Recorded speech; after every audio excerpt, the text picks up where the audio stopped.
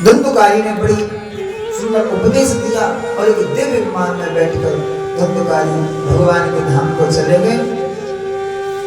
पार्षदों से प्रश्न किया गौकर्ण ने कि एक बात बताओ, ये कथा मैंने सुनाई इसलिए धुंधकारी मेरे भाई का उद्धार हुआ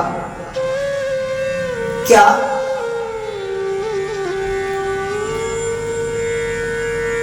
कोई मरीज हो, कोई बीमार हो जाए तो उसका इलाज करने के लिए क्या उसके ही परिवार से किसी को डॉक्टरी पढ़ के आनी पड़ेगी क्या?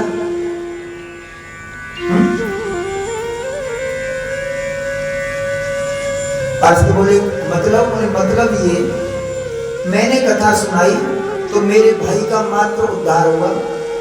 अब जो लोग संत महात्मा हुए उनको तो भगवान ने दर्शन भी नहीं दिए, विमान तो इनको भी आना चाहिए था, इनके लिए क्यों नहीं आया? मेरे भाई के लिए ही क्यों आया? क्या ये भागवत पक्षपात करती है? तो पार्षदों ने कहा महाराज भागवत कोई पक्षपात नहीं करती, सिर्फ सुनने के अलग अलग भेद हैं। जिस भावना से सुना कथा सुनी जाती है भगवान उसी रूप में उसको फल देते। अब कथा सुनने तो बहुत भीड़ आती है तो सभी भगवान को प्राप्त करना थोड़ी चाहते हैं, या कथा से कुछ सीखना थोड़ी चाहते हैं, कथा से कोई जीवन सुधारना थोड़ी चाहते हैं, सभी थोड़ी चाहते हैं। बहुत लोग हैं ऐसे नहीं चाहते। अब जैसी भावना लेकर कथा में बैठेगा वो उसी भावना अनुसार उसको फल मिलेगा। अब कुछ तो कथा में इसलिए आते हैं बोले देखिए हमसे ज्यादा शास्त्र इसने पढ़ा है कि नहीं पढ़ा है, क्या जानता है, हमसे ज्यादा बिल्कुल जानता है। परीक्षा करने आते हैं।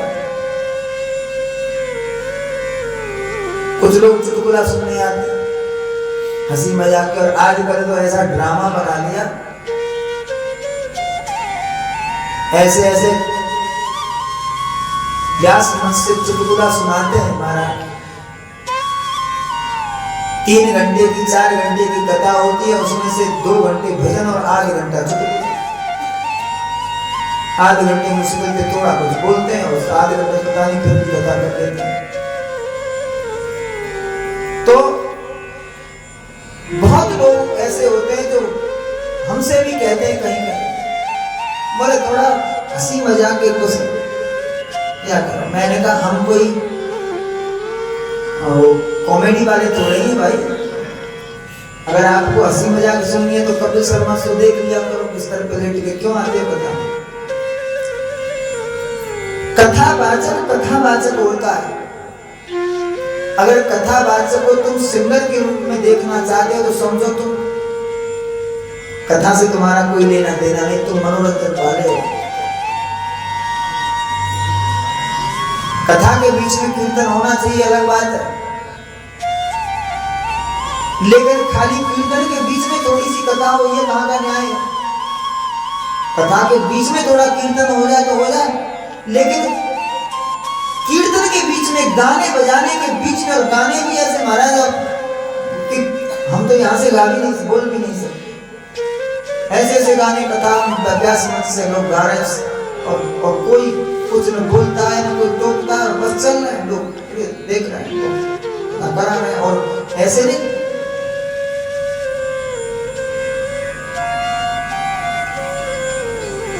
जो लोग मंच पर बैठ के व्यास गद्दी पर बैठ के जितनी अश्लीलता दिखा सकते हैं वो उतने ही ज्यादा महंगे, उतने महंगे।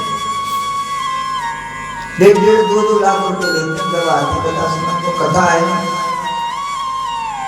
तो लोग चुटकुला सुनने आते हैं, कुछ गाना बजाना सुनने आते हैं, कुछ विद्वता की परीक्षा करने आते हैं।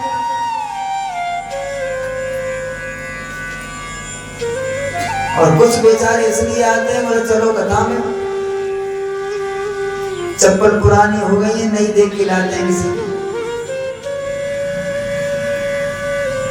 जाकी रही भावना जैसी प्रभु मूरत देखे तरह जैसी।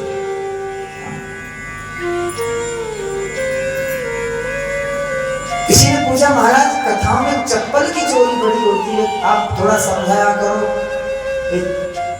कथा में आते हैं और लोग चप्पल ले जाते हैं। मैंने कहा देखो, जो व्यक्ति जैसी भावना लेकर आएगा भगवान उसकी कामना पूर्ण करेंगे कि नहीं करेंगे। तो फिर वो कामना ही चप्पल की लेके आया था तो उसका काम बन गया, वो चप्पल ले गया, चप्पल ले गया, उसका काम बन गया। भगवान उसकी सुन ली जल्दी। वो बड़ी जेह के जेह पर सत्य सने हो सोते मिले कछु संदेह, कोई संदेह नहीं, सच्ची श्रद्धा हो कुछ भी मिलता। और उसकी सच्ची श्रद्धा ही चप्पल कहती। वो कथा थोड़ी सुनने आ रहा, चप्पल लेने आया था, चप्पल उसकी मिल गई, उसका स्नेह चप्पल में था। श्रावण के महीना में फिर से कथा सुनाई गोकर्ण ने और सभी संतों के लिए विमान आया और गोकर्ण के लिए स्वयं साक्षात नारायण विमान लेकर आए और सबका उद्धार हुआ। और गोकर्ण के साथ समस्त श्रोताओं को विमान में बिठाकर भगवान के धाम को पार्षद ले गए, सबका उद्धार हुआ। और गोकर्ण महाराज की ये कथा संत कुमार सुना रहे थे। और संत कुमार ने जब कथा भागवत की सुनाई, इस कथा के बाद कीर्तन हुआ और कीर्तन हुआ। और इस कीर्तन में उद्धव जी प्रकट हो गए। उद्धव भगवान के जो सखा हैं, उद्धव प्रकट हो गए। ये कलयुग में प्रकट हो गए। उद्धव को सबने प्रणाम किया और संत कुमार ने उद्धव जी से कहा, हे उद्धव, तुम भगवान के परम भागवतों में से एक हो। आपको भागवत जी की दीक्षा दो परंपराओं से मिली है, एक पातालीय परंपरा, एक आकाशीय परंपरा। दोनों परंपराओं से आचार्य हैं आप। इसलिए भागवत के बारे में कुछ शब्द कहें, इस भागवत की महिमा गाएं। तो उद्धव जी ने बड़ी सुंदर महिमा गाई। धर्मं प्रोजित केतवोत्र परमो निर्वत्सराणां सतां वेद्यं वास्तव मंत्र वस्तु सेवदं तापत्रयो न मूलनं। श्रीमद् भागवते महामुनि कृते किंवा पररीश्वरः सद्यो हृदयवरुद्धित्र कृतवी शुश्रूषितत्क्षणात्। उद्धव जी कह रहे हैं ये भागवत परम धर्म का निरूपण करती है। भागवत परम धर्म का निरूपण करती है और जो इसके बताए हुए परम धर्म का आश्रय जो व्यक्ति लेता है उसका परम कल्याण करता है। इसलिए जिसको कल्याण चाहिए वो भागवत का आश्रय ले। महामुनि श्री वेदव्यास जी ने इस भागवत नामक ग्रंथ की रचना करी और ये ग्रंथ इतना महान है कि इस ग्रंथ का अनुष्ठान कराने का जो सोच ले मन में आ जाए कि भाई एक बार तो 7 दिन की हम भी कराएं, बस ऐसा विचार आए, ऐसा विचार आने मात्र से ही भगवान कर्तवी सुश्रुत तत्क्षणात्, कर्तवी माने उस पुण्य आत्मा के हृदय पटल पर भगवान विराजमान हो जाते हैं। भागवत का संकल्प मन में आने मात्र से भगवान उसके हृदय पर आकर विराजमान हो जाते हैं। ये भागवत ग्रंथ भगवान को इतना प्रिय है। और अंत में कहते हैं स्वर्गे सत्य च कैलासे वैकुंठे नास्त्यम रसो अतः प्रबंधु सुख भाग्या मां पंचत कहित। ये भागवत के अनुष्ठान का जो सुख है वो सुख न सत्य लोक में, न वैकुंठ लोक में, न स्वर्ग लोक में। आप कहेंगे वैकुंठ लोक में, जहाँ भगवान रहते हैं वो सुख वैकुंठ में क्यों नहीं?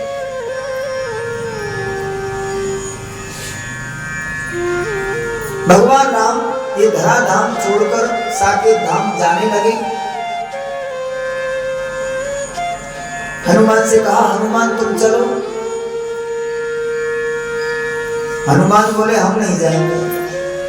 और राम बोले हम जा रहे हैं और तुम यहाँ रहोगे? बोले हम प्रभु हम नहीं जाना चाहते यहाँ से, हम तो इस पृथ्वी पर ही रहेंगे। और क्यों? अरे हम वैकुंठ में रहेंगे, साकेत में रहेंगे, हमारे साथ रहे ना। बोले हम चलेंगे तो सही, लेकिन एक बात का जवाब दो। भगवान बोले पूछो। बोले साकेत धाम में तुम तो रहेंगे, लेकिन तुम्हारी कथा मिलेगी? भगवान बोले हम रहेंगे लेकिन कथा तो नहीं मिलेगी। भाई कथा तो अनुपस्थिति में ही होती है, कथा उपस्थिति में थोड़ी होती है। भगवान जब होते हैं तो भगवान की कथा नहीं होती। भगवान की कथा तभी होती है जब भगवान नहीं होते। और राम ने जब तक राज्य किया, पृथ्वी पर रहे, उतने दिन हनुमान जी कथा सुनने के लिए इधर उधर भटकते थे, सुन के आते। और वैकुंठ में तो कोई कथावाचक भी नहीं, और वैकुंठ में तो सभी भगवान हैं, सभी भगवान, सभी चतुर्भुजी हैं, सभी विष्णु के रूप में। तो वह कौन कथा सुनाए? सभी विष्णु है तो अपनी कथा कौन सुनाए? और अपनी कथा सुनाए तो पुण्य चीज होते, तो कोई अपनी क्यों कौन सुनाए? तो हनुमान बोले जब वहां तुम्हारी कथा नहीं तो मैं वहां नहीं रह सकता। बोले मेरे बिना रह जाओगे और कथा के बिना नहीं रहेंगे, ये क्या? हनुमान जी बोले सुनो, तुम्हारे ही बताए अनुसार तुम जहां होते हो वहां तुम्हारी कथा नहीं होती, परंतु जहां तुम्हारी कथा होती है तुम अवश्य हो, तुम अवश्य वहां आपको आना पड़ेगा कथा में। इसलिए तुम्हारी कथा जहां होगी वहां तुम होंगे, मैं कथा के बिना नहीं रह सकता। तत्र तत्र यत्र यत्र कृतमस्तकांजलिं, जहां जहां कथा होती है हनुमान जी वहां रहते हैं। तो ये स्वर्ग में भी ये कथा नहीं है, वैकुंठ में भी कथा नहीं है, सत्यलोक में भी नहीं है। अतः पिबंसो विभाग्य, जो इस रस का पान करते हैं, इस भागवत कथा रस का जो पान करते हैं वो बड़े भागी, बड़े बड़भागी हैं और भगवान के अति प्रेमी है, अति प्रिय, भगवान के प्यारे हो जाते हैं ये कथा सुनकर। जिनकी इस भागवत में निष्ठा हो जाए, विश्वास हो जाए, निष्ठा हो जाए, श्रद्धा हो जाए, तो वे भगवान के प्रिय हो जाते हैं, भगवान के प्यारे हो जाते हैं। भगवान उनसे उसी तरह प्रेम करते हैं जैसे वो अपने भागवतों से प्रेम करते हैं। वो भी एक कुछ कोटि के भागवत ही माने जाते हैं, जो भागवत में जिनकी निष्ठा हो जाए। इसके बाद भागवत जी की विधि समझाई और विधि के बाद भागवत जी का प्रथम स्कंद में प्रवेश किया। श्री सूत जी ने मंगलाचरण किया और मंगलाचरण करने के बाद सनत कुमार जी ने सूत जी से प्रश्न किए। बोले हे सूत, हमारे कुछ प्रश्न हैं। क्या प्रश्न है? बोले धर्मस्य ह्याप वर्गस्य नार्थो अर्थायोपकल्पते। अनेक अनेक धर्म है, अनेक अनेक धर्म है। अब लोग बहक जाते हैं, बोले किसको माने और किसको न माने। ये बड़ी परेशानी है, किसको माने, क्या करें और क्या न करें। तो वो कह रहे हैं कि धर्म से यह वर्ग से, वास्तव में धर्म क्या है? बोले जो अपवर्ग की प्राप्ति कराता है। अपवर्ग, अपवर्ग क्या? बोले अपवर्ग माने वैकुंठ। अब इसको लोग कह देंगे कि अरे भाई वैकुंठ किसी ने देखा है क्या? वैकुंठ देखा है किसी ने? लेकिन वैकुंठ का दूसरा नाम अपवर्ग है। और वैकुंठ का अर्थ ये भी है जहां किसी प्रकार की कुंठा न हो, कोई कष्ट न हो। और अपवर्ग का अर्थ क्या है? देखो, पवर्ग और अपवर्ग, ध्यान से सुनना। पवर्ग और अपवर्ग, तो अब पवर्ग तो होता ही है, और जहां अ लग जाए पहले तो माने पवर्ग न हो, ये हो। तो पवर्ग क्या होता है? 5 अक्षरों का एक वर्ग होता है। मैं कई बार शायद पहले भी बता चुका हूं। 5 अक्षरों का एक वर्ग होता है। प, फ, ब, भ और म। हमारे क से लेके ज्ञ तक 5-5 अक्षर के वर्ग होते हैं। वर्ग पढ़ाए जाते हैं हिंदी में। जब व्याकरण के संध्या संध्यांश पढ़ते हैं ना, उस समय वर्ग पढ़ाए जाते हैं हिंदी में, हिंदी साहित्य में। तो आप देखिए, क, ख, ग, घ और य। और बोलने की प्रक्रिया देखो, क तो क में थोड़ा मुंह खुलेगा, क, फिर ख में गला पूरा खुल जाएगा, क, फिर ग और घ में पूरा खुल जाएगा, घ और न पर दूसरा बंद हो जाएगा, यहाँ पे बंद हो जाएगा। ये प्रक्रिया है। ऐसे च, छ, झ, ज, झ, फिर नाक के साथ बोला जाएगा। ये बोलने की प्रक्रिया। ऐसे ही प कि पतन फलासा बंद भय, मृत्यु जहां पर नाहि, प फ ब भ मा रहित सो अपवर्ग कहाय। पसे पतन, जहां पहुंचकर फिर पतन होने की का डर नहीं है। पतन नहीं होता, वहां व्यक्ति चला जाए तो पतन नहीं होता। अपवर्ग क्या है? जहां पतन होने का डर न हो, जहां फंसे किसी फल की आशा ही न हो, पूर्ण काम हो जाए, किसी प्रकार की कोई आशा नहीं, फल की आशा नहीं। और ब माने कोई बंधन न हो, कोई बंधन न हो, मुक्त हो, कहीं जाए कहीं आए बिना रोक टोक, किसी का कोई डर नहीं, कोई भय नहीं, कोई बंधन नहीं, कोई बंधन नहीं। और भ से कोई भय नहीं, कोई डर नहीं, निर्दोष विचरण करे, भय नहीं। और जहां मृत्यु तक का डर,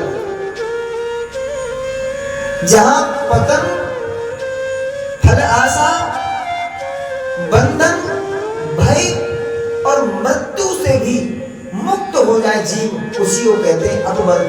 जहां जाकर इन 5 चीजों से मुक्त हो जाए, निर्भय हो जाए, उसी को कहते हैं अपवर्ग। वही वैकुंठ है, वही अपवर्ग है। वही धर्मस्य अपवर्गस्य नार्थोऽर्थाय कल्पते, नार्थस्य धर्मैकान्तस्य कामो लावाहि स्मृतम्। बोले ऐसा धर्म क्या है? ऐसा धर्म बताओ जो वैकुंठ की प्राप्ति करा दे। क्योंकि ये जो कलयुग का जो जीव है, ये बड़ा ही आलसी है, और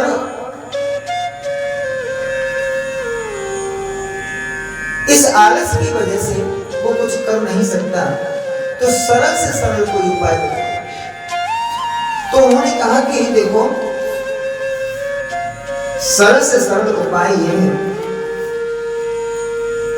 भगवान के 24 अवतार हैं, और 24 अवतारों का वर्णन करके सूत जी बोले इन 24 अवतारों में से किसी एक को अपना इष्ट बना लो, और उसमें निष्ठा करो, विश्वास करो, श्रद्धा करो, उसको पूजो, उसका स्मरण करो, ध्यान करो, मनन करो, चिंतन करो। कल्याण हो जाएगा।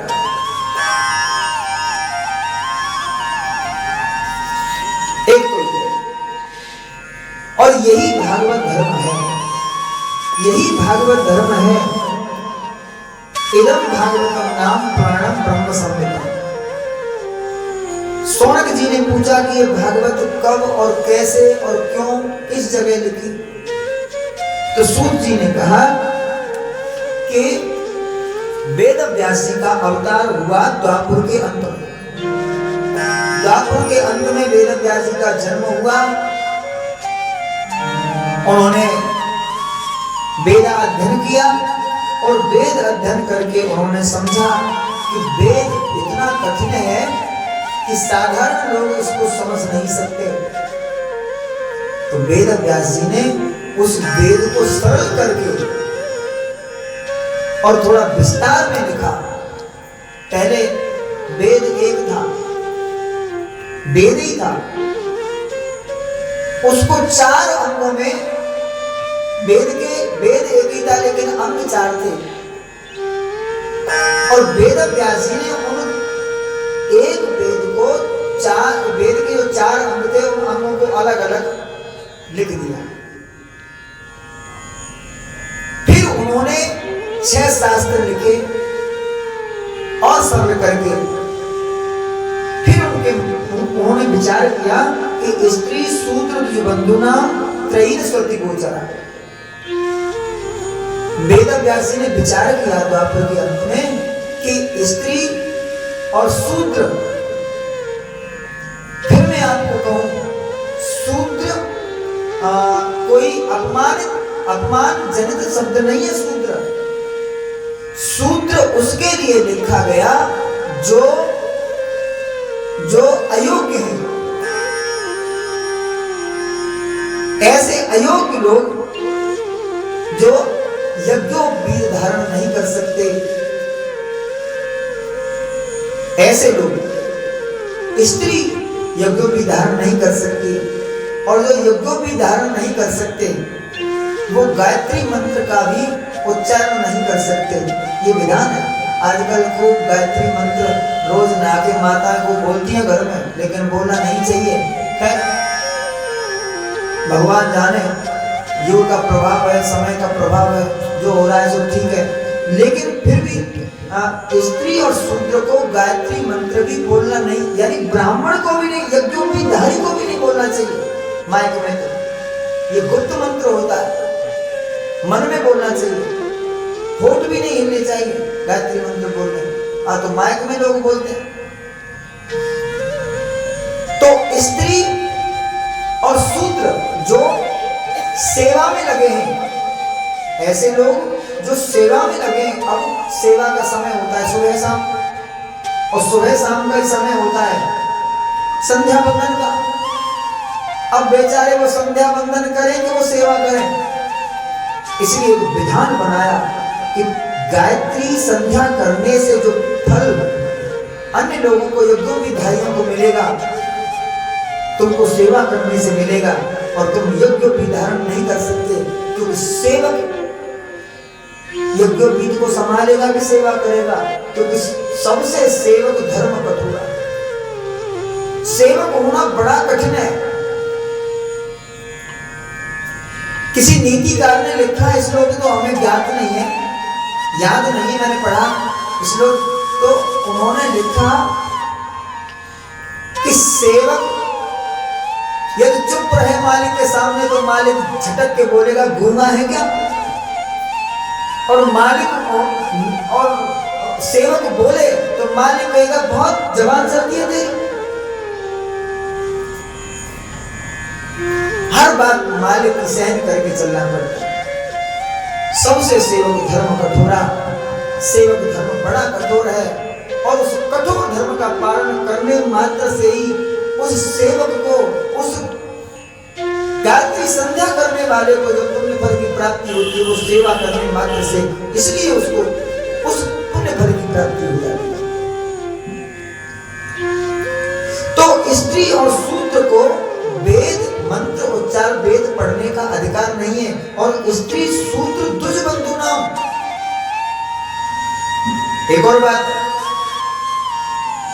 यदि कोई बहुत पढ़ा लिखा है, चारों वेदों का ज्ञाता है और किसी आलस बस वो यज्ञोपवीत नहीं पहनता, तो बिना यज्ञोपवीत पहने उसको भी वेद पढ़ने का अधिकार नहीं। ये बात है। स्त्री दुज बंधु नाम, जो दुज जो यज्ञोपवीत के बंधन से मुक्त हो, वो भी वेद मंत्र बोलने का, उच्चारण करने का अधिकारी नहीं है, वेद मंत्र पढ़ने का अधिकारी नहीं है। इसलिए वेद व्यास जी ने विचार किया कि ऐसा कुछ कोई मार्ग निकालना चाहिए कि जो यज्ञोपवीत से रहित हैं, जो स्त्री हैं, शूद्र हैं, ये लोग भी कुछ पढ़ के ज्ञान प्राप्त करें, बिना यज्ञोपवीत के ही पढ़ सकें, ऐसी कोई मार्ग निकालना चाहिए। तो उन्होंने एक इतिहास की रचना करी और वो इतिहास है इत भारत माख्यानम कृपया मुनिना करो। मुनि ने एक कृति का निर्माण किया, उस कृति का नाम है महाभारत।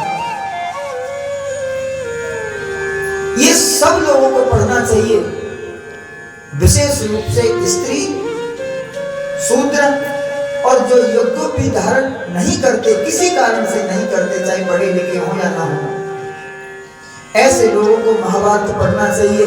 लेकिन कुछ लोग जो हमारे सनातन का विनाश करने पर तुले थे, उन लोगों ने अपनी अपनी किताब छापी और ऐसा प्रचार किया कि महाभारत को घर में मत लाना, अगर घर में महाभारत आ गया तो महाभारत हो जाएगा घर में, तुम बर्बाद हो जाओगे, लड़ाई होगी।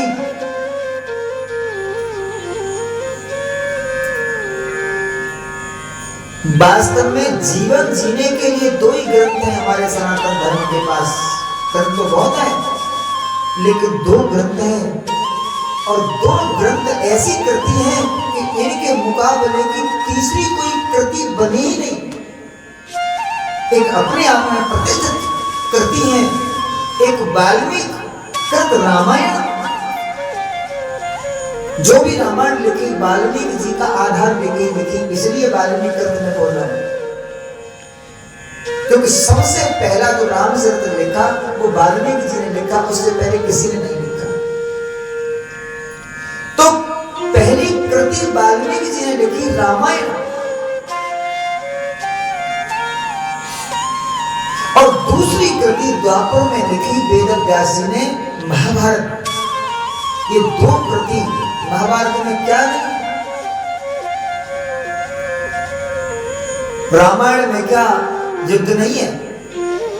अगर महाभारत के 18 दिन युद्ध की कथा पढ़ने से घर में महाभारत हो जाए, बर्बाद हो जाए, तो रामायण में लंका कांड पूरा युद्ध से भरा पड़ा, उससे भी होना चाहिए। भागवत आप पढ़ते हैं, भागवत में भी लड़ाई है। भागवत के 8वें स्कंद में महाराज देवता 12 भाट कर देते हैं, राक्षस मार काट होती, क्या नहीं, कौन से ग्रंथ में मार काट। महाभारत घर में रखना चाहिए, पढ़ना चाहिए, रखना ही नहीं चाहिए, पढ़ना चाहिए महाभारत। अगर यदि आप वेद नहीं पढ़ सकते, कुछ नहीं पढ़ सकते, तो कम से कम एक बार महाभारत का हिंदी अनुवाद जरूर पढ़ो। आपको समझ में आ जाएगा कि स्त्री को क्या करना चाहिए, पुरुष को क्या करना चाहिए,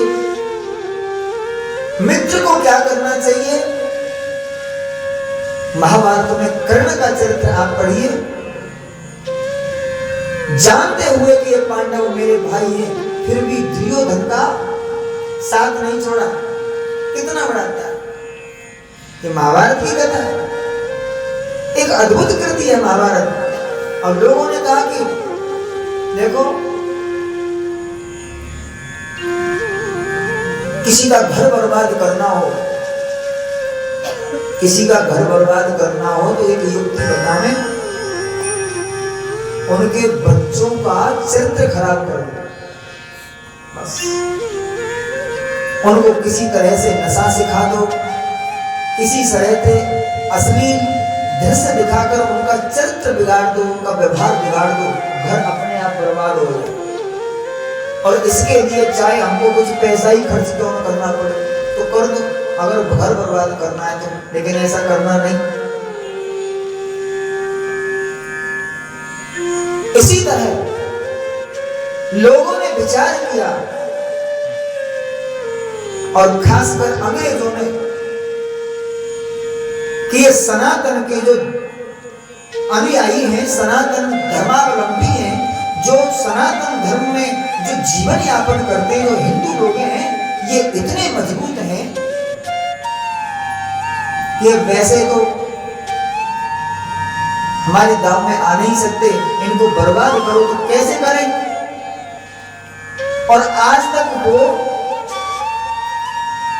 उनकी प्रक्रिया बंद नहीं है, चल ही रही है। बोले इनका व्यवहार, इनका चरित्र खराब कर दो तो सनातन अपने आप नष्ट हो जाए। और इस सनातन को नष्ट करने के लिए असंख्य वर्षों से बहुत कोशिश की है और अब भी कर रहे हैं। ये मोबाइल में जो ऐप है ना, यूट्यूब और ये फेसबुक वगैरह, ये कहाँ के? भारत के नहीं, ये विदेशी है। और इनमें से एक भी सनातन को मानने वाले, ये सब अंग्रेज होंगे, कोई मुसलमान होंगे या कोई यहूदी होंगे या कोई कुछ अलग ही, ये सनातन नहीं। और ये सनातन के विरोधी। मोबाइल इतनी वाहियात चीज है,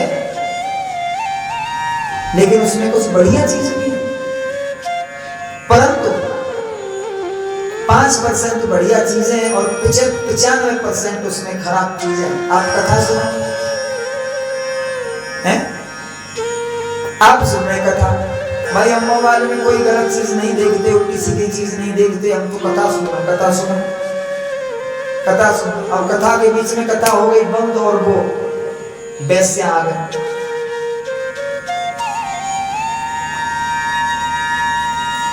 और ये स्वभाव है जीव का, पॉजिटिव से नेगेटिव को जल्दी पकड़ना।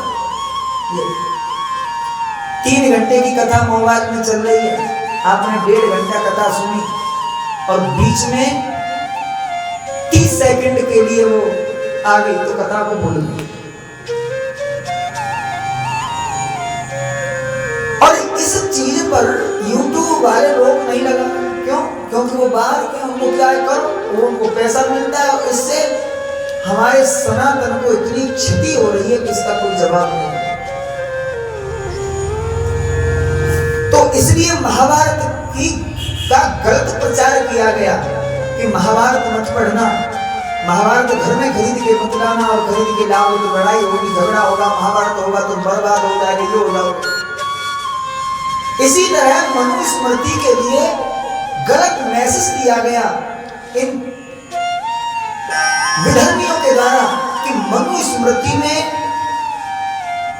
जो तृतीय वर्ग के लोग हैं उनके लिए गलत लिखा है, उनके लिए सही लिखा है, इनके लिए गलत लिखा है। उस मनुस्मृति को हिंदी अनुवाद में खरीद कर एक बार पढ़ के तो देखो, फिर मनुस्मृति को कोई गाली दे जाए तो फिर बताना। मनुस्मृति में किसी के साथ पक्षपात नहीं हुआ। महाभारत कभी किसी का विनाश नहीं करता। जो भी ग्रंथ हमारे ऋषियों ने लिखे हैं, ये जन कल्याण के लिए लिखे हैं, ये जन को मारने के लिए नहीं लिखे, ये जीवन जीने के लिए लिखे हैं। इसलिए महाभारत पढ़ने की चीज है। अच्छा, महाभारत से अगर विनाश होता है तो गीता तो घर में रखते हैं कि नहीं रखते हैं? गीता क्या है? गीता भी महाभारत ही है। महाभारत के युद्ध पर्व के जो 18 अध्याय, युद्ध पर्व के 18 अध्याय के रूप में जो गीता है वो महाभारत से ही निकल के छोटी पुस्तक छापते हैं हम। ये गीता महाभारत में ही है। उसी महाभारत से, जैसे अब आप विष्णु कवच का पाठ करें। विष्णु कवच कहां से आया भाई? विष्णु कवच का पाठ हम करते हैं। विष्णु कवच महाभारत का स्तोत्र है। भीष्म स्तुति कहां है? भीष्म स्तुति सरस्वती महाभारत में जिसका हम पाठ करते हैं, पंडित करते हैं, सभी विद्वान करते हैं, जो कर सकते हैं वो करते हैं, वो महाभारत है, गीता महाभारत है। और सबसे खतरनाक पर्व है युद्ध पर्व। उस युद्ध पर्व के 18 अध्याय के रूप में ही गीता है। तो भगवान के उपदेश है, उसको हमने निकाल के अलग से सहूलियत, क्योंकि महाभारत बड़ा ग्रंथ है, उसको नहीं, गीता को कोई भी खरीद सकता है। 5 रुपए की आती है, 10 रुपए की आती होगी शायद, 10-5 रुपए कोई भी खरीद के पढ़ सकता है। इसलिए उसको अब गीता रखते हैं महाभारत में। फिर महाभारत से डरते हैं, डरना नहीं चाहिए। फिर इन्होंने पुराण लिखे और 17 पुराण लिखे। 17 पुराण लिखने के बाद इनको संतुष्टि नहीं हुई तो सरस्वती नदी के किनारे बैठे। सरस्वती नदी के किनारे उत्तराखंड में एक साम्याप्रास नामक स्थान है, जहां वेद व्यास जी का आश्रम है। उस आश्रम में बैठे उदास थे। देवर्षि नारद आए और देवर्षि नारद ने इनको कहा कि तुम्हारा जन्म जन कल्याण के लिए हुआ है, कलयुग के जीवों का उद्धार करने के लिए हुआ है, इसलिए आपने जो पुराण लिखे वो बहुत अच्छे लिखे, महाभारत की रचना करी, बहुत अच्छी, वेदों का विस्तार किया, ये बहुत अच्छा किया, परंतु जो आपको करना चाहिए वो नहीं किया। बोले क्या नहीं किया? बोले कलयुग के जीवों के कल्याण का मार्ग नहीं खोला। बोले कलयुग के जीवों का कल्याण का मार्ग कैसे खुलेगा, वही तो समझाओ। बोले कलयुग में देखो, सतयुग तपस्या प्रधान था, तप प्रधान युग था। त्रेता यज्ञ प्रधान युग था। द्वापर अर्चन प्रधान युग था और कलयुग कीर्तन प्रधान युग है। कलयुग में सिर्फ कीर्तन की महिमा है। इसलिए जितने भी इस कलयुग में अब तक 5-5.5 हजार वर्ष पहले, आज से पहले जितने भी संत प्रकट हुए इस धराधाम पर, उन्होंने एक ही बात पर बल दिया, बोले कीर्तन करो, कीर्तन करो, कीर्तन। तुलसीदास जी ने कहा राम जपो, कबीरदास जी ने कहा राम जपो, रहीमदास जी ने भी कहा राम जपो, सबने कहा तुम कृष्ण जपो, राधा जपो, नाम जपो, किसी का जपो, कीर्तन करो। कलयुग कीर्तन प्रधान है। कलियुग केवल हरि गुण गाहा, कलयुग केवल हरि गुण गाहा।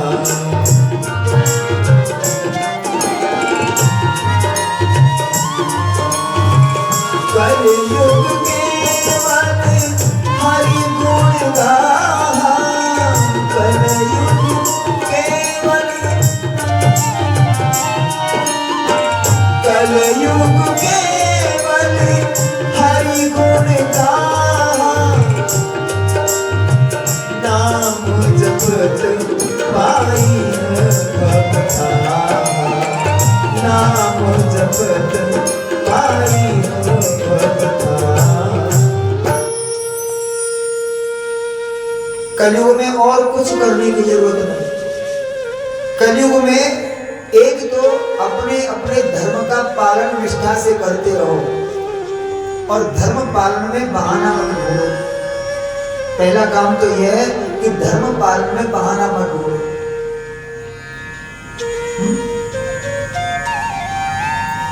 पिता ने कुछ कहा, पुत्र ने धमका दिया, अब पिता का अपमान हो गया। चाहे पिता उसको महसूस करे या न करे, लेकिन अपमान तो हुआ। पत्नी ने पति को धमका दिया, पति हंसकर चले गए। चाहे महसूस हुआ न हुआ, लेकिन अपमान तो हुआ।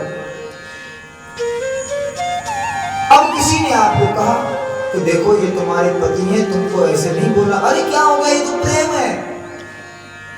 पुत्र से कहा है तुम्हारा बाप है, तुम ऐसे क्यों धमका दिया तुमने बाप को, ये क्या? अरे बोले नहीं, हम थोड़ा पढ़े लिखे हैं, पिताजी इस मामले में कुछ जानते नहीं, तो इसलिए थोड़ा समझाना तो पड़ता। तो ये बहाने हैं सब। शास्त्र में लिखा है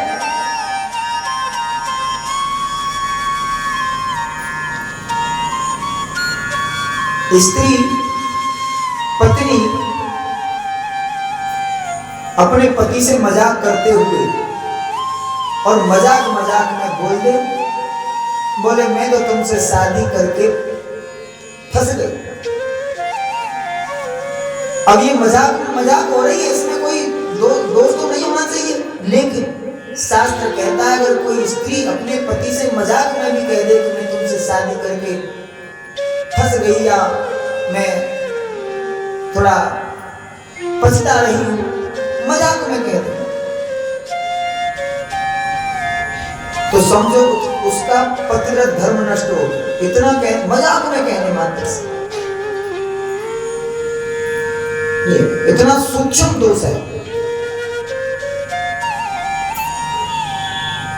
और ऐसा नहीं है, पुरने में हम ऐसे ही बता रहे थे, तो एक मैया भाई हमारे पास बोले तुम जनानियों के लिए बोलते रहते हो, कभी के लिए, तो ऐसा नहीं है कि स्त्री के लिए ही है। एक इसी कलयुग में एक राजा हुए, कलयुग के आदि में एक राजा हुए और भगवान के परम भागवत थे। और ध्यान से सुनना, भगवान के भक्त थे, संतों की बड़ी कृपा थी उनके ऊपर।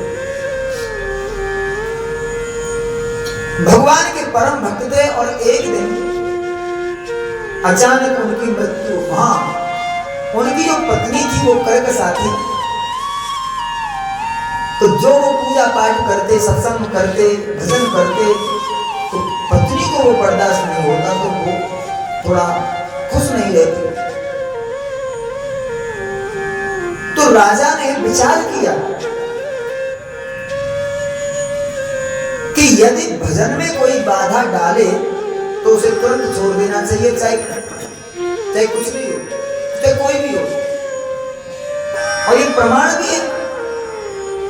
क्या प्रमाण है?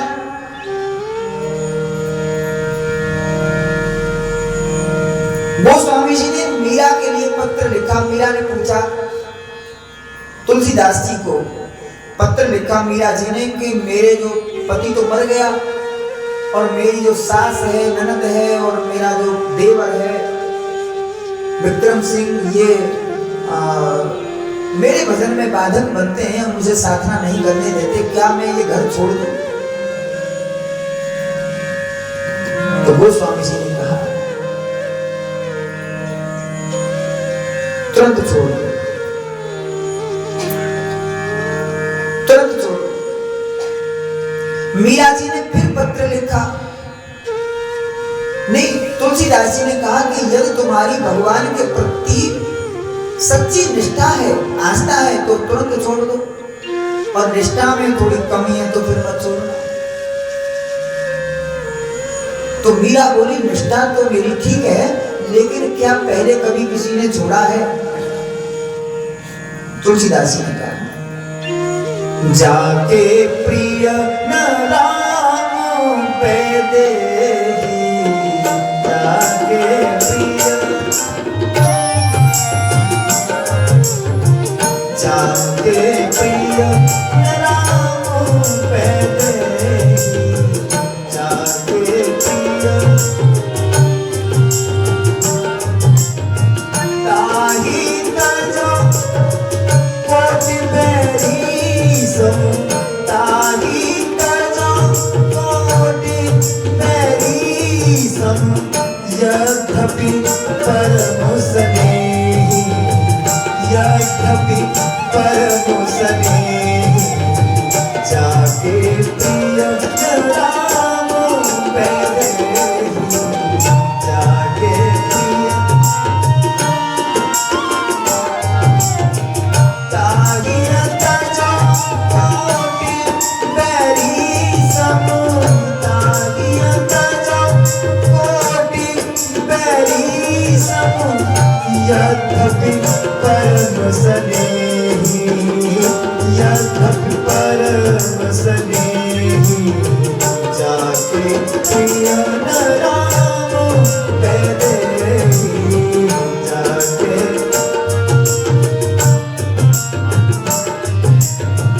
मीरा ने कहा कि क्या पहले कभी किसी ने क्या छोड़ा है? परिवार को, भाई बंधुओं को, देवर को, सास को, घर को किसी ने छोड़ा है? गोस्वामी जी ने छोड़ा। कहाँ छोड़ा है? किसने छोड़ा? पिता तजो प्रहलाद विभीषण, बंधु भरत महितारी। पिता तजो प्रहलाद विभीषण, बंधु भरत महितारी। पिता तजो प्रहलाद। और ध्यान से सुनना, बोले बहुत एक प्रमाण नहीं, तुलसीदास जी बोले कई प्रमाण हैं। बोले क्या? बोले पिता तजो प्रहलाद। प्रहलाद ने पिताजी को त्याग दिया। वो भगवान के भजन में बाधक थे, तो प्रहलाद ने पिता हिरण्यकश्यप को त्याग दिया। पिता तजो प्रहलाद। भविष्य ने भाई को त्याग दिया। भविष्य बंधु को त्याग दिया, भाई को त्याग दिया। और भविष्य बंधु भरत महितारी। भरत ने अपनी माँ को त्याग दिया। भरत ने अपनी माँ को त्याग दिया। पिता तजो प्रहलाद, भविष्य बंधु भरत महितारी। गोपिन तजो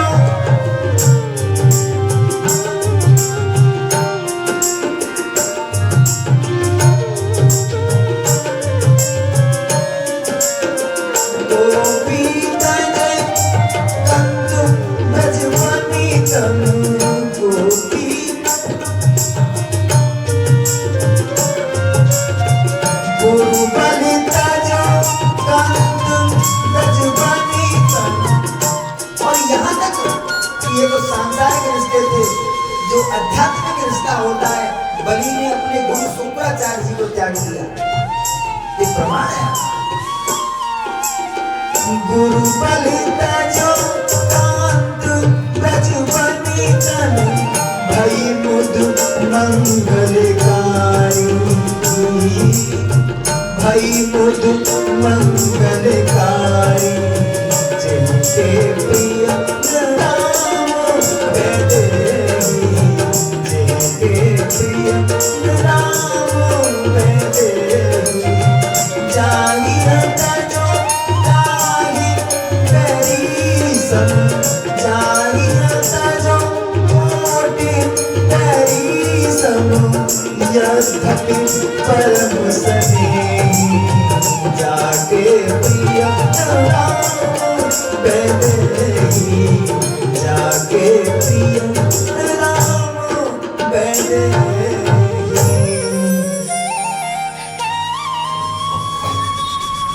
अब ये समझ में आया।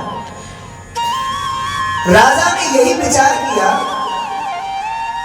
कि भरत ने माता को त्याग दिया और प्रहलाद ने पिता को त्याग दिया, भविष्य ने भाई को त्याग दिया और ब्रज की गोपियों ने अपने पतियों को त्याग दिया।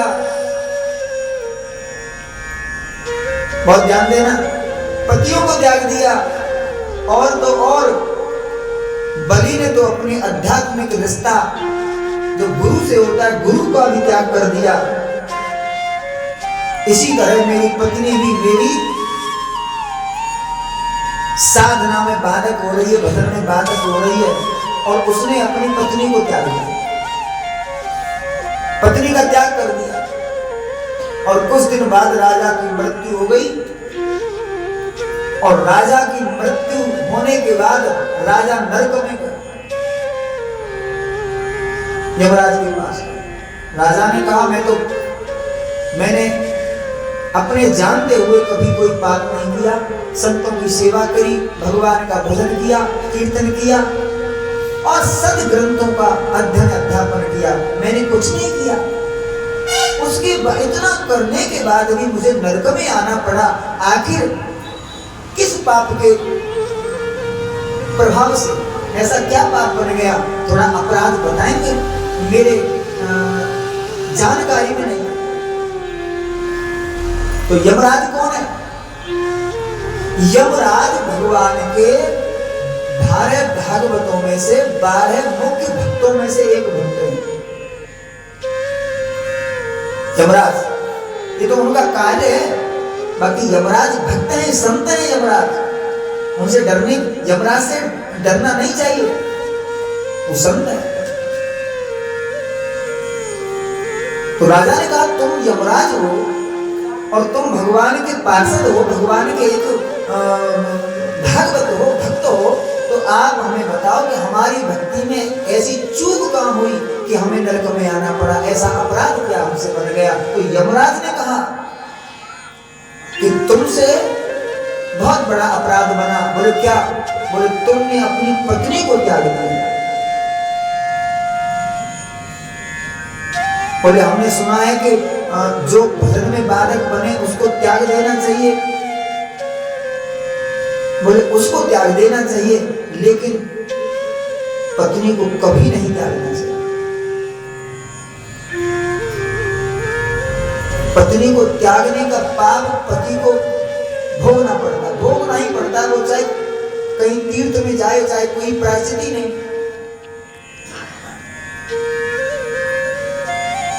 क्यों? क्योंकि पत्नी के माता पिता उस पुरुष के को सौंप देते हैं, दान कर देते हैं, बोले जाओ इसकी जो करना है वो आपको करना है। क्या? पति के अलावा पत्नी को दूसरा कोई सहारा नहीं होता, सीधी बात। और जो पति के अलावा पत्नी कोई दूसरा सहारे पर भरोसा करती है, चाहे पिता का सहारे पर भरोसा करे, चाहे भाई पर भरोसा करे, या किसी रिश्तेदार पर करे, या किसी पर करे, तो ऐसी स्त्री पतिव्रता नहीं हो सकती। पति को एकमात्र पति का ही भरोसा होना चाहिए, और पत्नी चाहे जैसी हो, पत्नी का व्यवहार बदलना, व्यवहार कुशल बनाना पति का काम होता है। यदि वो उसके व्यवहार को अपने अनुरूप न बना सके, अपने योग्य न बना सके पत्नी को, तो जैसा उसका व्यवहार है खुद उसके व्यवहार में ढलकर अपना जीवन यापन करना चाहिए, लेकिन पत्नी को नहीं त्यागना चाहिए। ये सबसे बड़ा अपराध है। तो उस राजा ने क्षमा मांगी और प्रायश्चित किया, और यमराज ने कहा कि जाओ, तुम बहुत बड़े, इस समय के बहुत बड़े भक्त हो, वैष्णव हो, हम तुम्हें कुछ समय देते हैं, मोहलत देते हैं, आप जाओ। और वो राजा जो मर चुका था उस शरीर में फिर से जीवित हुआ, और वो अपनी पत्नी से क्षमा मांगी, और वो पत्नी को लाया और अपने साथ सत्संग में रखने लगा, और भगवान से यही प्रार्थना करने लगा कि हमारी पत्नी की बुद्धि को थोड़ा हमारे अनुरूप बनाने की। तो ऐसा नहीं है कि जो भी करे वो पत्नी करे, हैं? पत्नी पैर छुए और पति पैर मारे, ये थोड़ी चले। और देख लो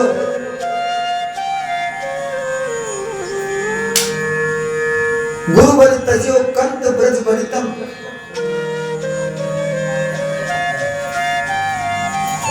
तो जो करेगा सो भरेगा। पति करेगा उसको भी भोगना पड़ेगा, और पत्नी करेगी उसको भी भोगना पड़ेगा, पिता करेगा उसको भी भोगना पड़ेगा, पुत्र, सबको जो करेगा उसे भोगना पड़ेगा।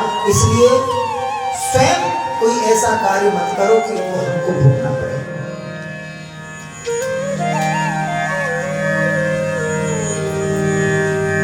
तो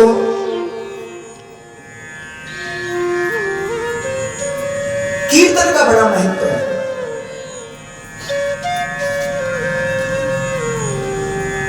कल्याण भगवान के नाम से होता है, कीर्तन से होता है। कलयुग कीर्तन प्रधान है। और ये उपदेश दिया नारद जी बोले, मैं भी आज जो भगवान के पार्षदों में से एक हूँ, मैं भी कीर्तन की महिमा से हूँ। बोले, मैं पूर्व जन्म में एक दासी पुत्र था। मेरी माता ने एक चातुर्मास में को संतों की सेवा करी और संतों की संगति, संतों के साथ रह रहकर 4 महीने में मुझे संतों से प्रेम हो गया और भगवान की कथा में रस आने लगा, आनंद आने लगा। संत गए और संत मुझे गोपाल गायत्री मंत्र देके गए। मेरी माता को कुछ दिन बाद एक सर्प ने डस लिया और माता का देहांत हो गया। और मैं हिमालय में गया और वहां जाकर साधना करी। एक दिन मुझे ध्यान में बाल कृष्ण के दर्शन हुए और एक झांकी दिखाकर भगवान अंतर ध्यान हो गए। मैंने बार बार प्रयत्न किया दोबारा ध्यान में दर्शन करने का, लेकिन वो दर्शन दोबारा नहीं कर पाया। आकाशवाणी हुई और उस आकाशवाणी ने कहा, अरे पुत्र, तुम्हारे जैसे अधिकचरे योगियों को मेरा दर्शन नहीं होता है। तुम्हारी मृत्यु के बाद जब तुम्हारा अगला जन्म होगा तो ब्रह्मा के पुत्र के रूप में तुम्हारा जन्म होगा और तुम मेरे पार्षद बनोगे। प्रलय हुई और प्रलय के बाद फिर कल्प हुआ, दिन निकला ब्रह्मा का, फिर सृष्टि का सृजन किया और फिर ब्रह्मा जी के 10 पुत्रों के साथ मेरा भी जन्म हुआ और मैं देवदत्त नाम की पीड़ा पर नारायण के पद गाता हुआ बिना रोक टोक तीनों लोकों में यात्रा भ्रमण करता रहता। 4 श्लोकों में भागवत थी जो नारायण ने ब्रह्मा को दी और ब्रह्मा ने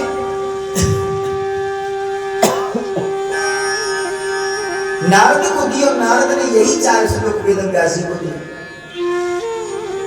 और ये भगवान का कीर्तन है।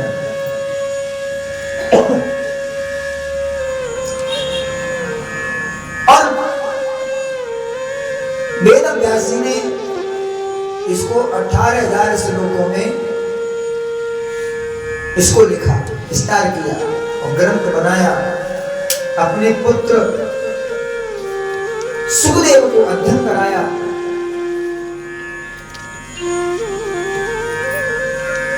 सौनक जी ने एक प्रश्न और किया, बोले एक बात बताओ, हमने सुना था कि परीक्षित को सुखदेव जी ने कथा सुनाई और सुखदास ने गंगा के किनारे राज छोड़कर सुनाई, क्यों? क्या घर में नहीं सुन सकते थे? बोले बात ये थी, श्री सूत जी कथा सुना रहे हैं, महाभारत हुआ और महाभारत के युद्ध में भीम की गदा से दुर्योधन की जंगा टूटी।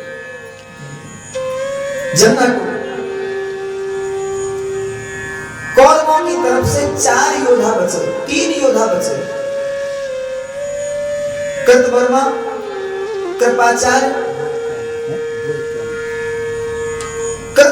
कृपाचार्य और अश्वस्थामा। तीनों दुर्योधन के पास पहुंचे और दुर्योधन शाम हो गई थी। दुर्योधन के पास बैठकर बड़े दुखी मन से अश्वत्थामा बोला, मित्र, मेरे होते हुए तुम्हारी ये दशा है, परंतु क्या करूं? इस 18 दिन के युद्ध में 1 दिन का भी सेनापति मुझे आपने नहीं बनाया। यदि मुझे सेनापति बनाया होता तो मैं 5 पांडवों का सर काट के तुम्हारे चरणों में डाल देता।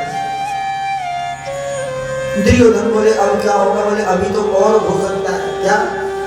बोले अभी तुम जख्मी हो, मरे नहीं। तुम्हारे मरने के बाद युद्ध नष्ट होगा और हमारे साथ योद्धा हैं, अभी हमारे योद्धा बचे। मुझे तुम सेना नायक बनाओ। दुर्योधन बोला ठीक है, तो कल मुझे 5 पांडवों के सर काट के दे दो, कम से कम मरते मरते तो। इस दुनिया में 3 प्रकार के लोग होते हैं। एक ऐसे होते हैं जो हमको कष्ट हो जाए, हमारे द्वारा किसी दूसरे को कष्ट न हो। ऐसे भी लोग हैं अभी, लेकिन कम है। ऐसे होते हैं कि जियो और जीने दो, खुद भी कष्ट मत भोगो और दूसरे को भी कष्ट मत दो। कुछ ऐसे लोग होते हैं, कुछ लोग ऐसे होते हैं कि हम तो कितने ही दुखी हो जाए, चाहे मर जाए, लेकिन दूसरा जिंदा नहीं रहे। हाँ, हम मरे तो मरे, हमारा चाहे कुछ भी हो जाए, लेकिन ये दूसरा जीवित न बचे। एक किसी गांव में महात्मा रहते थे। अब कोई किसी व्यक्ति ने महात्मा की बड़ी सेवा की और महात्मा की सेवा करके महात्मा प्रसन्न हो गए। महात्मा जब जाने लगे तो महात्मा ने कहा, पुत्र तुमने बड़ी सेवा की है हमारी, हम तुम्हें कुछ देना चाहते हैं। वो किसान बोला, बाबा आप क्या देंगे हमें, बस आशीर्वाद दो कि हमारी ठीक से रोटी चले। बाबा ने कहा कोई बात नहीं, एक शंख था बाबा के पास, तो बाबा ने शंख दे दिया। वो किसान बोला, इस शंख का मैं क्या करूंगा, हमसे बजाना भी नहीं आता और पूजा पाठ करने का हमारे पास टाइम नहीं है, खेती का काम है, रात को 3-4 बजे हल ले जाना पड़ता है, 10-11 बजे आते हैं, फिर थक इतने जाते हैं कि नहाए तो नहाए नहीं, खाना खाने की जल्दी होती है। बोले इसको बजाने की आवश्यकता नहीं। बोले तो देखो, तुम्हें जो वस्तु चाहिए इससे मांग सकते हो, लेकिन उसकी विधि है। बोले क्या? अपने आंगन में गाय के गोबर से थोड़ी जगह चौका लगाओ और इस शंख को वहां आसन बिछाओ, आसन पर इस शंख को रखो और हाथ जोड़ के इससे प्रार्थना करो कि हमको अमुक वस्तु चाहिए, वही वस्तु मिलेगी। अच्छा बोले, लेकिन महात्मा बोले, बेटा एक बात, क्या? तुम जो वस्तु मांगोगे तुमको तो वो वस्तु मिलेगी, लेकिन पड़ोसी को तुमसे डबल मिलेगी वही वस्तु। बाबा चले गए। किसान बोला, ये भी खाना खाकर लफड़ा दे गया बाबा। उसने वो कबाड़े में डाल दिया। पत्नी ने कहा, ये बाबा दे रहे हैं, शंख है, ये कबाड़े में क्यों डाल दिया? बोले ये कबाड़ा ही हमारे में। क्यों? बोले ये काम की तो बहुत है। उसने अपनी पत्नी को कहानी बताई कि आंगन में लेपन करो, आसन बिछा के शंख को रख के जो वस्तु मांगेंगे वही मिल जाएगी, खाना पीना मकान, जो भी जेवर कपड़ा जो भी मांगो सो। बोले तो ये तो बड़ी काम की चीज है, आप मान क्यों नहीं लेते? बोले नहीं। क्यों? बोले हम एक चीज मांगेंगे, पड़ोसियों को डबल मिलेगी और हम नहीं चाहते पड़ोसी हमसे बड़े बने, इसलिए कबाड़े में डालते। कुछ समय व्यतीत हो गया, वो किसान लेके चला गया हल 4 बजे और पत्नी को चिंता हुई, घर में आटा नहीं था, दाल नहीं थी, कोई मसाला नहीं था। उसको चिंता हुई, मेरा पति 4 बजे से हल चला रहा है, भूखा होगा, क्या करूं?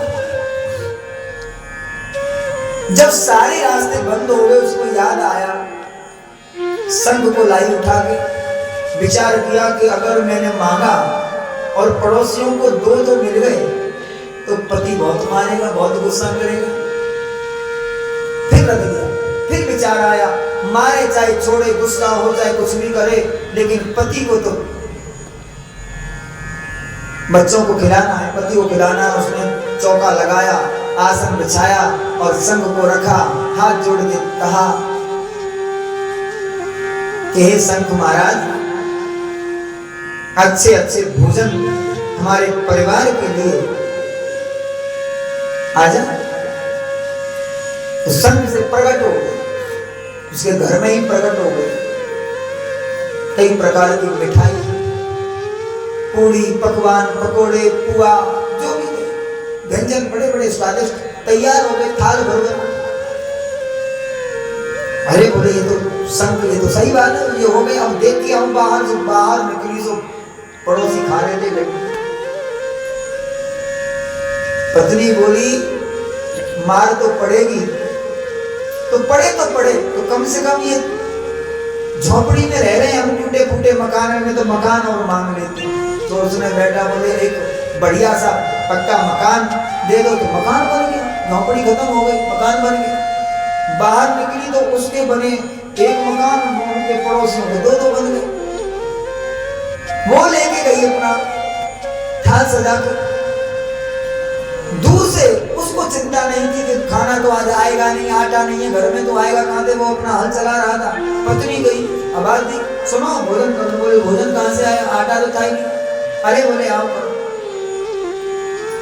उसने देखा ये तो बड़े पकवान है, पूरी है, लड्डू है, मिठाई है, बर्फी है। बोले ये सब कहां से आया। अरे बोले तुम खाओ। अरे बोले खाऊंगा तो सही, पहले इतना आया कहां से। मान लो कोई विवाह शादी का कोई मिठाई बांटता है तो एक दो लड्डू दे जाते हैं थाल भर के। अरे बोले पहले खाओ, मैं सब बताऊंगी। बोले खाऊंगा जब पहले बताओ। और उसने गांव की तरफ नजर देखी तो वहां तो गांव ही बदल गया। बोले ये गांव थोड़ा अजीब, बताओ बात क्या है। उसने बात बताई। बोले मैंने भोजन मांगा था, भोजन आ गया, फिर मैंने घर भी मांग लिया तो पड़ोसियों को भी आ गया जैसा आपने कहा। अच्छा बोले हाँ। बोले हमने खा लिए, चलो घर जाके बोले चौका लगा। चौका लगवा के आसन पर शंख रख के हाथ जोड़ के बोला, हे शंख भगवान मेरी एक आंख फोड़ दो। उसकी एक आंख फूट गई और पड़ोसी अंधे हो गए। तो हमको डबल मिल रहा था। वो देख के आया, एक आंख से पड़ोस गांव अंधा हो गया, मोहल्ला पूरा। बोले ठीक है। और चौका लगा जल्दी। फिर चौका लगा के शंख रखा। बोले हे भगवान, हे शंख महाराज मेरे मेन गेट के बीच में एक कुआं बड़ा सा गहरा खोद, और उसके गेट में एक कुआं बना, पड़ोसियों के दो बने। तो बाहर से आवे तो कुआं में, घर से जाए तो कुआं में, सब मोहल्ला खत्म हो गया। बोले अब रहेंगे। तो ऐसे भी लोग होते। बोले हम चाहे कितने भी दुखी हो जाएं, परंतु पड़ोसी सुखी नहीं रहना चाहिए, दूसरा सुखी नहीं होना। दुर्योधन ने कहा कि हम तो मरेंगे ही, परंतु ये पांडव कैसे बच गए। मरने से पहले मैं पांडवों की मृत्यु देखना चाहता हूं। अश्वत्थामा को सेना नायक बना दिया। अश्वत्थामा एक बट वृक्ष के नीचे कृपाचार्य और कृतवर्मा के साथ थे। बट वृक्ष पर बैठे एक कौवा के परिवार पर एक उल्लू ने आक्रमण किया। सोते हुए कौवा के पूरे परिवार को नष्ट कर दिया और उल्लू को गुरु बनाकर और अश्वत्थामा ने उन दोनों को जगाया और पांडवों के शिविर में गया आक्रमण करने। इससे पहले भगवान पांडवों को ले गए सत्संग कराने। बोले कल तुम्हारा राजतर्क होना है और इस समय जागरण करने की जरूरत है, तुम संतों के पास में बैठकर राज धर्म की शिक्षा दो। पांचों पांडवों को ले गए। अश्वत्थामा आए। अश्वत्थामा अंदर जाने लगे और जब अंदर जाने लगे तो शिविर के द्वार पर बैठे थे, तो वो खड़े थे, भगवान से पहरा लगा रहे थे। तो उन्होंने अश्वत्थामा को जाते हुए रोक दिया और जाते हुए अश्वत्थामा को रोका।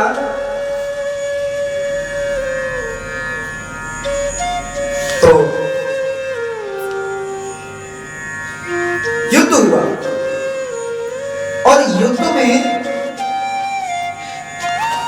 अश्वत्थामा परास्त हो गए और अश्वत्थामा ने समझ लिया कि भगवान शिव हैं, इनसे विजय प्राप्त नहीं हो सकती, इसलिए युद्ध बंद करके उन्होंने स्तुति गाई। स्तुति गाई, बड़ा सुंदर स्तवन किया।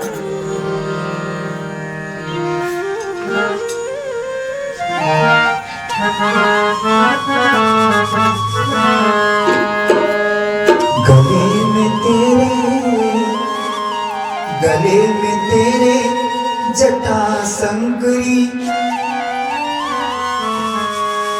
गले गरल भंडार जटा शंकर कहलाए।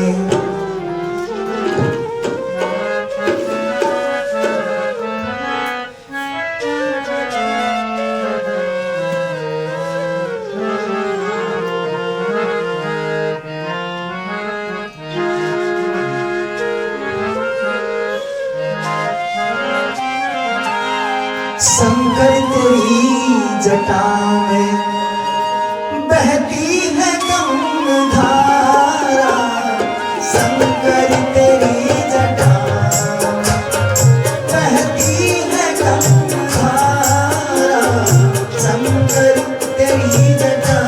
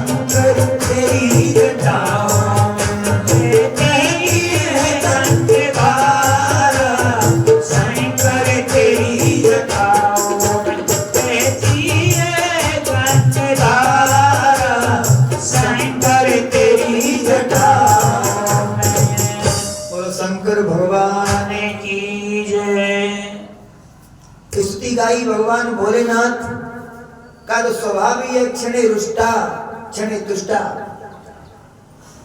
प्रसन्न हो गए, बोले वरदान मांग लो। अश्वत्थामा बोले मैं यही मांगता हूं कि मुझे तुम रास्ता दे दो, अंदर जाने दो। बोले तो जाओ, हम कैलाश पर जा रहे हैं। क्यों? बोले हम इनकी रक्षा करने के लिए खड़े थे और हम यहाँ खड़े रहे और तुम अंदर जाके मार दो तो फिर हमारा यहाँ खड़े रहने का क्या फायदा? फिर तो अपने घर चले, और तुम्हें रोक सकते नहीं क्योंकि हम वचन दे चुके। अश्वत्थामा गए तो पहले तो उन्होंने धृष्टद्युम्न को मारा, जिसने द्रोणाचार्य का वध किया था। फिर पांडवों को ढूंढा तो पांडव तो मिले नहीं। पांडवों के 5 पुत्र थे जिनका स्वरूप पांडवों के जैसा ही था, इसलिए उन 5 पांडवों के द्रौपदी के पुत्रों के सर को काट के ले आए और लाके दुर्योधन के सामने रख दिया। दुर्योधन बड़ा प्रसन्न हुआ और हंसते हुए प्रसन्नता में एकदम से चेत हुआ उसको कि जिस भीम के शरीर पर मेरी गदा का प्रहार का कोई प्रभाव नहीं होता, जो पितामह भीष्म कर्ण द्रोणाचार्य जैसे जिस अर्जुन का सामना नहीं कर पाए, ऐसे महावीरों के सर को काटना कोई मामूली है क्या? विचार आया, बोले ये जो भीम का सर लाना, और भीम का सर लाके अश्वत्थामा ने दिया और दुर्योधन ने उसको दबाया तो चर से टूट गया। दुर्योधन समझ गया कि ये तो द्रौपदी के पुत्र हैं। फिर चेत आया और बड़े निराश हो गया दुर्योधन। कहा अश्वत्थामा, इस 18 दिन के युद्ध में हमारा वंश ही नष्ट हो गया, कोई नहीं बचा।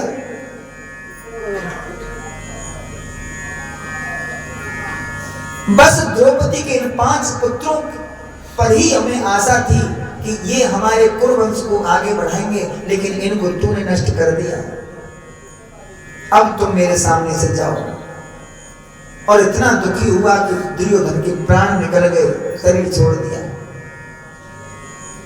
इधर अर्जुन को लेकर, पांडवों को लेकर भगवान आए और उन्होंने देखा द्रौपदी को रोते हुए, तो द्रौपदी के पुत्रों के हत्यारों को खोजने के लिए भगवान गए। अर्जुन को लेकर अश्वत्थामा से युद्ध हुआ, अश्वत्थामा को बंदी बनाकर ले आए और द्रौपदी के सामने खड़ा कर दिया।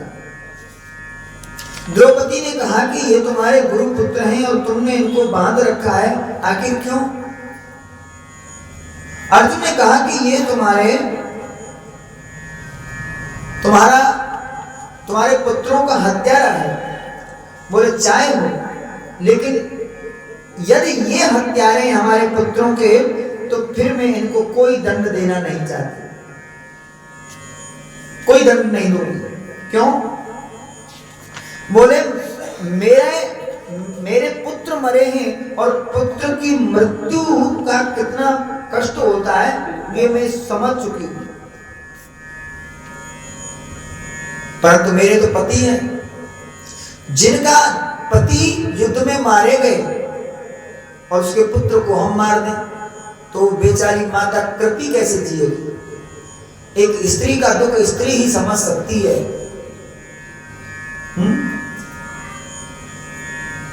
लेकिन आज नहीं समझती। कोई स्त्री समझती है आज?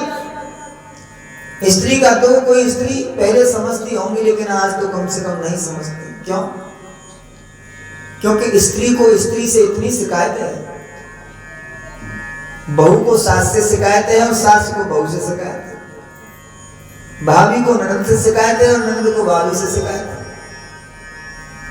अब आज तक समझ में नहीं आया कि ये सास कहां से आती है और बहू कहां से आती है, ननद कहां से आती है और भाभी कहां से आती है? कहां से आती है?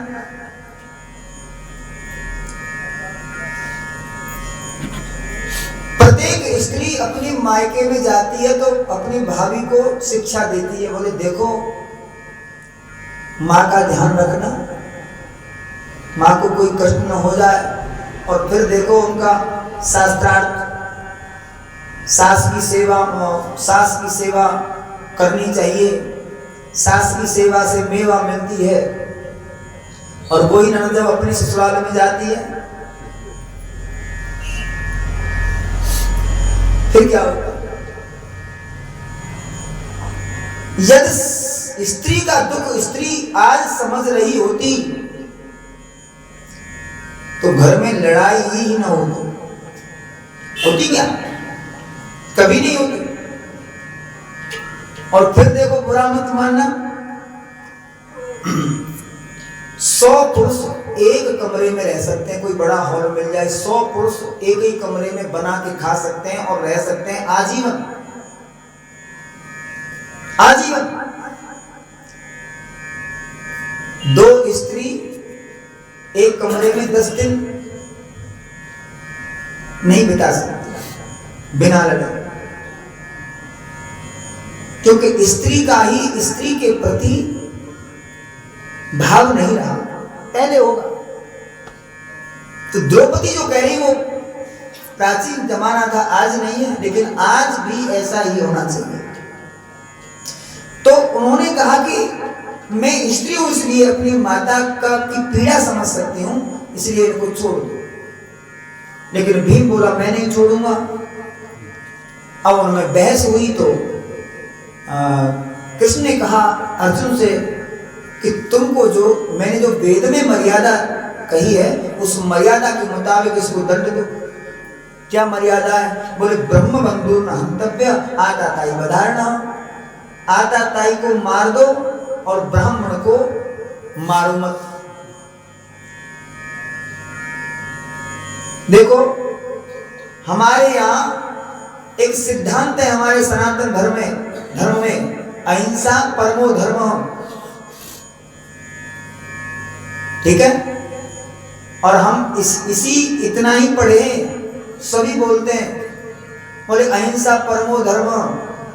यही सिद्धांत महाभारत से लिया बुद्ध भगवान ने, बुद्ध ने इसी सिद्धांत को हमारे महाभारत के एक श्लोक से लिया, अहिंसा परमो धर्म। लेकिन इतना ही है, श्लोक तो बड़ा है, प्रत्येक श्लोक 4 पंक्ति का होता है, 4 चरण का होता है।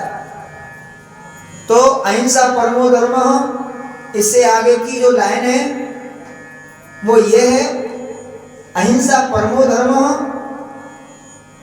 अहिंसा परमो धर्म, धर्म अहिंसा तथैव। अहिंसा परमो धर्म, धर्म हिंसा तथैव। तो अहिंसा तो परम धर्म है, किसी जीव को मारना नहीं चाहिए, जीवों पर दया करना तो परम धर्म है ही। परंतु धर्म की रक्षा करने के लिए जो मारा जाए वो हिंसा नहीं कहते, वो भी एक प्रकार से हिंसा में ही आता है, अहिंसा में ही आता है। क्यों?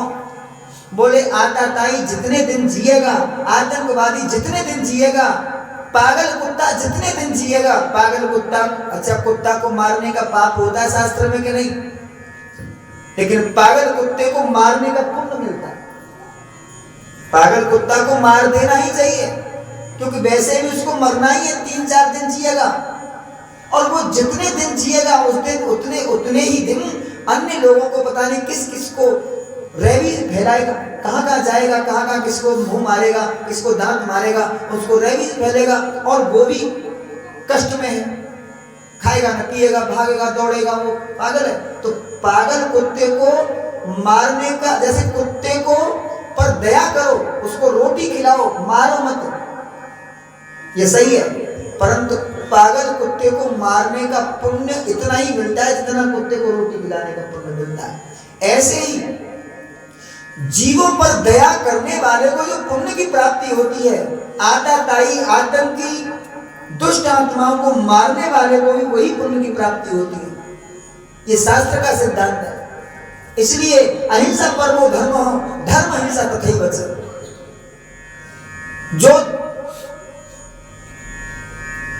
ये बॉर्डर पे आतंकवादी जो मारे जा रहे हैं, रोज 2-4 1-2 मरते रहते हैं रोजाना, क्या उनको मारने के बाद कोई प्रायश्चित करता है? गंगा जी नहाने जाता है कि भाई हमसे एक आतंकवादी मर गया, चलो गंगा स्नान कर लें?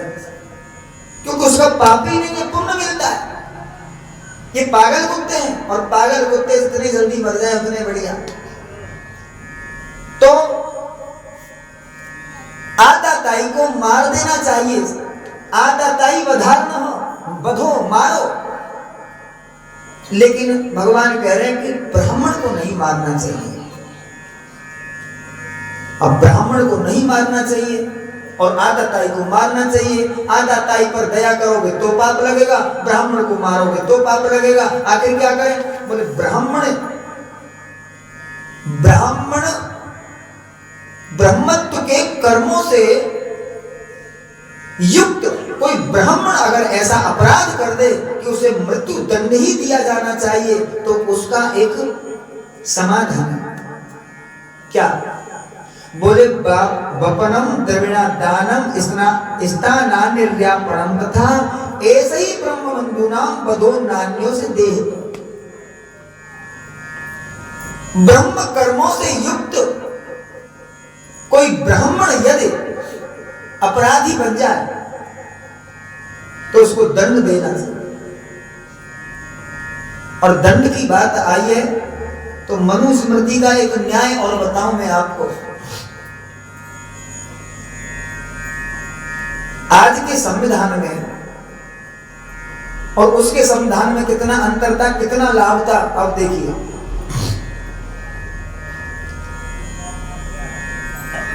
आज के संविधान में एक ब्राह्मण अगर किसी को मार दे तो मारने की सजा कितनी होगी? अब मारा किस स्थिति में गया ये अलग है। मारा किस स्थिति में गया, अब जज उसको आजीवन कारावास दे सकता है, 20 साल की सजा भी बोल सकता है, उसको फांसी भी बोल सकता है। अब मृत्यु किस तरह से की गई है उस पर वो डिपेंड करता है। अच्छा, ब्राह्मण अगर मारता है तो उसको भी 20 साल की सजा मिलेगी। और ब्राह्मण के साथ क्षत्रिय भी मिला है, यानी 4 लोगों ने हत्या करी। एक 4 लोगों ने गिरोह बनाया, उनमें 4 लोग हैं, ब्राह्मण है, क्षत्रिय है और वैश्य है और शूद्र है। यानी आज की भाषा में हम कहें तो ऐसी कास्ट से, और वर्ण तो है ब्राह्मण क्षत्रिय हो गए। तो 4 लोगों ने ग्रुप बनाया और 4 ने अपराध किया। और उनका केस चला कोर्ट में, तो जज सजा देगा तो इस आधार से तो नहीं देगा कि ये ब्राह्मण है भाई इसको अलग सजा दो, ये शेड्यूल कास्ट का है इसको अलग सजा दो, ये वैश्य है या ओबीसी है, ओबीसी है, या ये कई उसमें वो कैटेगरी बना दी है ना, एससी है, एसटी है और ओबीसी है, क्या है। तो इस तरह से सजा तो नहीं देता। ब्राह्मण को भी वही सजा मिलेगी, एससी एसटी को भी वही सजा मिलेगी, ओबीसी आदि को भी वही सजा मिलेगी, बनिया को भी वही सजा, क्षत्रिय को भी वही सजा मिलेगी। ये संविधान ये है। लेकिन पहला संविधान क्या था?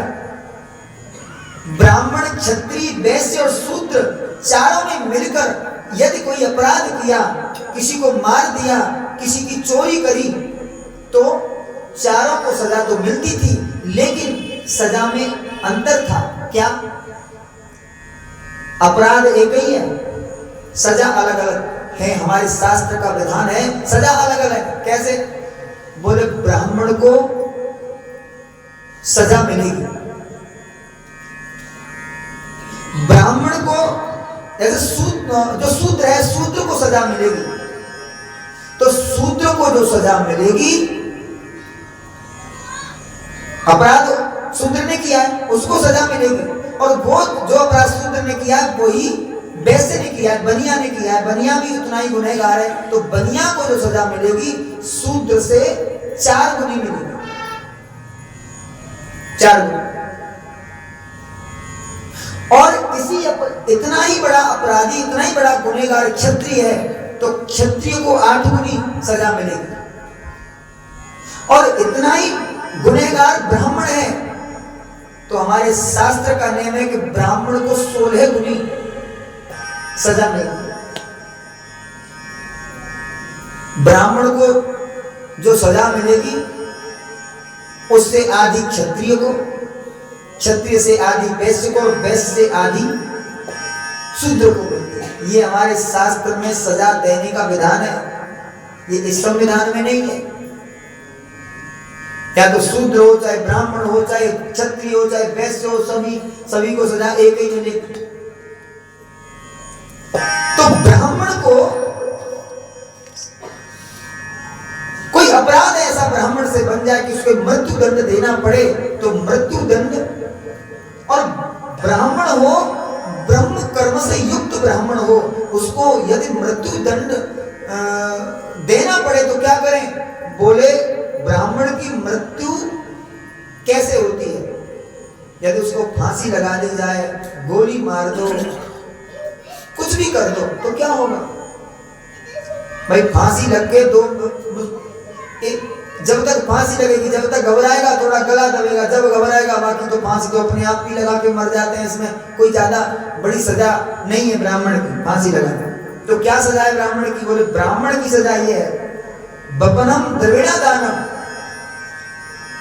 उसने जो कथा करके दक्षिणा आदि के माध्यम से जो संग्रह किया है घर में, उसका जो द्रव्य है, जो धन है, उस धन का हरण कर लो, उस धन को छीन लो। सरकार उसका धन छीन ले या उसे राजकोष में जमा कर दे, चाहे प्रधान हो चाहे कोई हो, जमाने में राजकोष में जमा, उसका धन छीन लो। द्रविड़ा दानम, उससे उसके स्थान से विस्थापित कर दो, यानी उसे अपमानित करके नगर से, शहर से, गांव से बाहर कर दो। बोले जा, इस गांव में मत आना, देश निकाला कर दो। यही ब्राह्मण की मृत्यु का विधान है। क्यों? क्योंकि ब्राह्मण एक सम्माननीय व्यक्ति है, और इससे बड़ा अपमान क्या होगा कि उसका धन छीन लिया और उसे उसका देश निकाला कर दिया, अपमानित हो गया। ब्राह्मण एक सम्माननीय व्यक्ति की मृत्यु के समान ही है, उसका अपमान हो जाना, यही मृत्यु है। और अर्जुन ने तुरंत उसके मस्तक से मणि निकाली, तेज निकाला और अपमानित करके बोले भाग जा, अब सकल मत निकाल। अश्वस्थामा बैठा नहीं, उसने ब्रह्मास्त्र छोड़ा और उत्तरा के गर्भ में पल रहे अभिमन्यु के पुत्र की संतान को नष्ट करने लगा। उत्तरा भगवान की शरण में आई और भगवान ने उत्तरा के गर्भ में प्रवेश करके उस ब्रह्मास्त्र को पान किया और उस जीव को पुनः जीवित किया। और कुछ कथाकारों का, कुछ टीकाकारों का यह मानना है कि उस ब्रह्मास्त्र से उत्तरा का वो गर्भ तो नष्ट ही हो गया था, वो गर्भ नष्ट हो गया और भगवान ही उस गर्भ में बालक बन के उत्तरा के गर्भ में रहे और उस गर्भ से, उत्तरा के गर्भ से एक पुत्र का जन्म हुआ। इसका नाम ज्योतिषियों ने रखा विष्णुराज।